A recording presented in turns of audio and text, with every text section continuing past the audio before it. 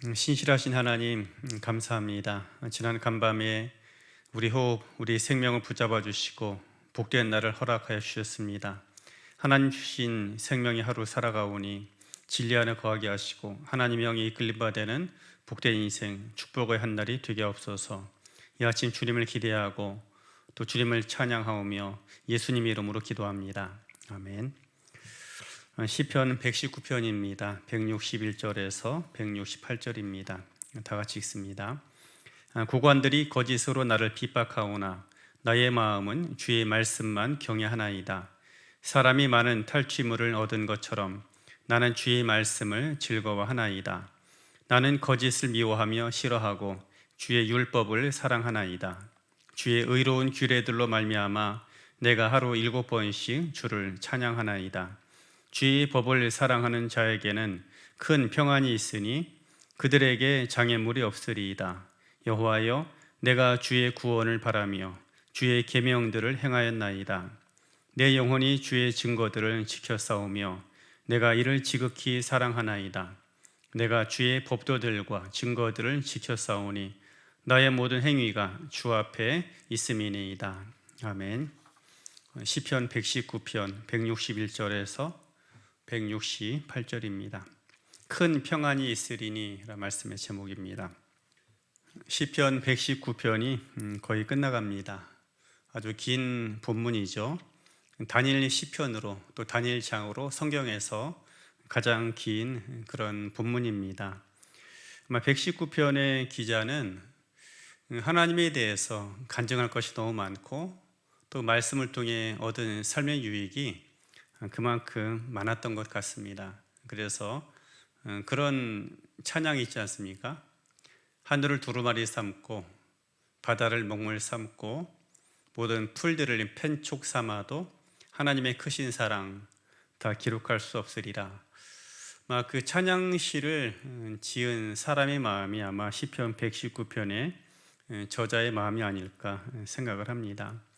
우리가 하나님께 대한 사랑, 또 하나님이 하신 일들, 하나님께서 주신 평강들을 이야기하면 정말 요한복음의 그 기자의 말처럼 그 기록하는 것들을 온 세상이라도 두기에 부족할 정도로 많을 것입니다. 그래서 긴 만큼 하나님 말씀에 대한 유익, 또 하나님의 사랑, 그 주님의 인자하심을 그만큼 표현하고 있고 이야기하고 있는 그런 본문입니다. 그래서 119편을 읽을 때 본문이 길다라고 생각할 것이 아니라 그만큼 하나님의 사랑과 또 하나님께서 우리에게 주신 놀라운 은총은 한이 없다라는 것들을, 그런 감정들, 그런 감동들을 같이 누리기를 소망합니다. 그래서 이제 어찌되었든 시편 119편이 오늘하고 이제 다음으로 맞춰지게 됩니다. 대부분의 이야기들, 아니 스토리를 보면 이야기 끝부분에 이제 클라이막스를 이야기를 합니다. 시편 119편도 그렇습니다. 본문 말씀에 보면 165절에서 주의 법을 사랑하는 자에게는 큰 평안이 있을 것이다 라는 선포를 하는 것을 보게 됩니다. 평안을 선포하는 것이죠. 하나님 말씀, 그 계명을 사랑하는 사람에게 평강이 있을 것이다 라는 말씀입니다. 이 평안의 선포는 이스라엘에게 있어서도 그렇거니와 우리에게 있어서도 매우 중요한 것입니다. 이스라엘의 수도는 예루살렘입니다. 말하자면 예루살렘은 평화의 기초, 평화의 근원이라는 이름 뜻을 가지고 있는 도성입니다. 그래서 그 이름 뜻을 살펴보아도 예루살렘에서 시작된 평안이 이스라엘 전체에 흘러가기를 바라는 그런 마음이 담겨져 있는 것이죠. 그리고 예수님께서 부활하시고 나셔서 제일 먼저 전하셨던 메시지도 평안이었습니다. 너희에게 평안이 있을지어다. 평안을 선포하는 것입니다. 그래서 구약의 성도들만이 아니라 우리들에게도 평안은 매우 중요한 것입니다. 그리고 그 하나님의 백성, 하나님의 자녀들이 평안을 누리는 것, 그건 역시 하나님의 계획과 하나님의 소망이기도 한 것입니다. 바라기는 우리의 삶 가운데서 그 하나님의 평강과 하나님의 평화가 날마다 충만하게 샘솟게 되기를 먼저 주의 이름으로 축복합니다. 오늘 시인은 하나님의 평안을 선포하고 있습니다. 하지만 그의 주변 상황을 살펴보면 그렇게 호의적이지만은 않다라는 것을 이제 우리가 보게 됩니다. 161절 말씀에 보면 고관들이 거짓으로 나를 핍박하오나 나의 마음은 주의 말씀만 경외하나이다 라고 고백을 합니다. 사람들은 웅장한 건물 앞에만 서도 그 위용 앞에 압도당하기가 쉽습니다. 그런데 그 건물의 꼭대기에 앉아서 세상을 호령하는 사람들이 있습니다. 그 권세 앞에 서게 될 때에 얼마나 위축되기가 쉬울 것입니까? 오늘 본문에 보면 신이 딱 그 상황입니다. 고관들이 아무런 근거 없이 거짓으로 이 사람을 핍박하고 있는 것입니다. 그들이 가진 권세, 힘과 권능을 생각하면 한없이 위축되고 자신 스스로가 작게 느껴졌을 것입니다. 이처럼 사람들은 감당하기 힘든 그 무거운 짐들, 문제 앞에 직면하게 되는 순간이 있죠. 본문 말씀처럼 어떤 힘 있는 사람들이 하는 압제가 있을 수 있고 또 인생에 무거운 짐들이 우리를 힘들게 할 수 있습니다.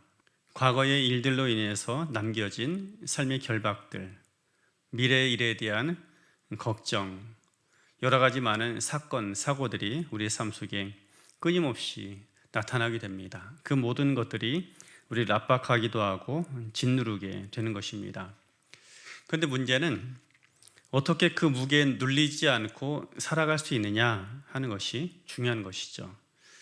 놀랍게도 오늘 시인이 그렇게 고백을 합니다. 고관들이 거짓말로 나를 압제하지만 그러나 나는 그 상황에서도 빼앗을 수 없는 평안을 가지고 살아간다라는 것입니다. 이것이 어떻게 가능할 수 있을까요? 시인은 그 원리를 이렇게 이야기합니다. 하나님의 말씀을 사랑하라 하는 것입니다. 하나님 말씀을 사랑하고 그 길로 행해야 한다라고 이야기를 하고 있는 것입니다.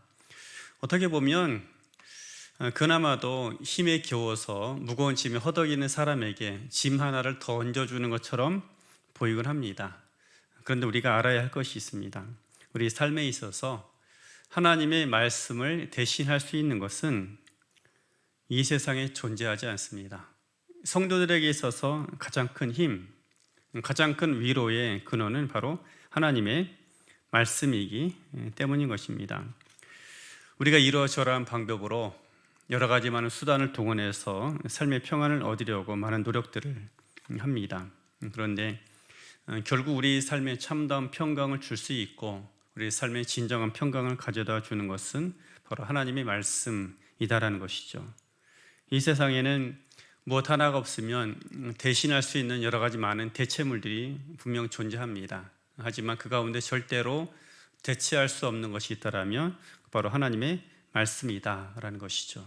그래서 우리 삶 가운데 특별히 내가 감당하기 힘든 무거운 짐들과 또 아니면 짓누르는 수많은 것들이 있다 할 때 그 모든 짐들로부터 참답게 참으로 자유를 누리기 원한다라면 주의 말씀, 주의 계명을 사랑하는 것이다 라고 이야기를 하고 있는 것입니다. 또 그 계명을 어떻게 어느 정도로 사모하고 사랑해야 되는가 하면 마치 전쟁에 나가서 싸우는 군인처럼 그렇게 사모하고 붙들어야 한다라고도 이야기를 하고 있습니다. 본문에 보면 재미있는 이야기가 표현이 하나 나옵니다. 162절이죠. 사람이 많은 탈취물을 얻은 것처럼 나는 주의 말씀을 즐거워하나이다 라고 이야기를 합니다. 탈취물은 전리품을 이야기합니다. 말하자면 전쟁에 나가 싸워 승리한 사람들이 얻게 되는 보상, 그 대가를 이야기를 하고 있는 것이죠. 내가 그렇게 하나님 말씀을 붙들었다라는 것입니다. 싸움을 싸우듯이 붙들고 그 말씀을 사모했다라는 것입니다. 그렇게 되었을 때에 마치 그 하나님 말씀을 통해 주시는 평강이 전리품을 얻은 것처럼 그런 큰 기쁨으로 다가오게 되었다라고 말씀을 하고 있는 것이죠. 우리 삶에 있어서 큰 평안, 누가 그것을 바라지 않고 소망하지 않겠습니까? 그래서 사람들마다 삶의 평안을 누리기 위해서 또 그 평안을 지키기 위해 많은 노력들을 합니다. 대부분의 사람들은 모든 것이 완벽하게 갖추어져 있거나 또 아니면 미래에 대한 준비가 되어 있고 모든 일이 형통할 때 삶이 평안하다라고 이야기를 합니다. 일정 부분 만사가 형통하면 평안을 누리는 것은 틀림없습니다. 그렇지만 큰 평안, 진정한 평안은 어떻게 이루어지게 되느냐? 바로 하나님의 말씀을 통해서만 이루어지게 되더라 하는 것입니다. 우리가 그 말씀을 치열하게 붙들어야 합니다. 치열하게 붙들고 치열하게 그 말씀을 사모하고 사랑해야 합니다. 그렇게 할 때에 우리가 바로 그 말씀 안에서 주시는 참다운 평강, 그 누구도 누릴 수 없는, 누구도 가져다 줄 수 없는 큰 평안을 누리게 되고 경험하게 될 것입니다. 다시 우리가 같이 말씀 나누지만 이 세상에 대체할 수 있는 것, 대신할 수 있는 수많은 것들이 있습니다. 그러나 아무리 세상이 발달하고 문명이 진보한다 할지라도 하나님의 말씀을 대신할 수 있는 것은 존재하지 않습니다. 그 하나님 말씀만이 우리에게 참다운 평강과 소망과 위로를 주는 것입니다. 그래서 그 말씀 우리들이 치열한 싸움을 하듯이 붙들기를 소망합니다. 그래서 그 말씀을 전심으로 붙잡고 사모하며 살아감을 통해서 그 안에 주시는 하나님의 큰 평강과 소망을 온전하게 누리는 하나님의 자녀들이 되어지길 주의 이름으로 축복합니다. 기도하겠습니다. 좋으신 아버지 감사합니다. 오늘 이 하루 우리에게 주실 평안이 있고 또 우리가 주 안에서 만들어가야만 하는 주의 평강이 있사오니 오늘도 진리의 말씀을 사모하며 그 말씀 안에 거하는 우리들이 되기 원합니다. 우리의 마음을 새롭게 하여 주시옵소서. 그 말씀 붙잡고 사모하되 마치 전쟁에 나간 군이 싸움에 임하듯 그렇게 치열하게 주의 말씀 붙잡고 살아가는 복된 날이 되길 원합니다. 아버지, 그래서 우리의 삶 가운데 누구도 흔들 수 없고 누구도 빼앗을 수 없는 참담 평강 안에 거하게 하시고 평안을 구하기 힘든 이 시대 가운데 참담 평강을 흘려보내는 하나님의 사람들이 되게 하여 주시옵소서.